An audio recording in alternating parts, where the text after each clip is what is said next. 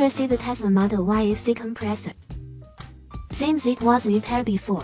There are some traces of soldering. These are residuals from soldering and water infiltration. And this is water. Water may have gotten in depth. Let's test it with our multimeter. Start from the IGBT. We have continuity here, so we have a short circuit to fix. We need to continue dismantling. Let's clean up the soldering joints first. After this, we move on to the next step. Pull these out. And here we have 6 IGBTs. Let's get again our multimeter. This is broken. This one too. This is okay. Another broken one. This one looks broken too. Now let's check the coil.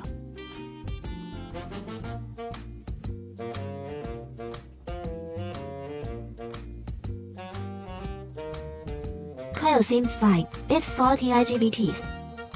Let's review the board again. We just have to replace these IGBTs and we're good to go. Let's test the withstand voltage. 780 V. This is good. Let's check the one in the broken part from the car and compare it with the good one. We have 0 volts here. This is the compressor. Reassembled. Let's test now. Let's start. Okay, current is looking fine. Repair complete.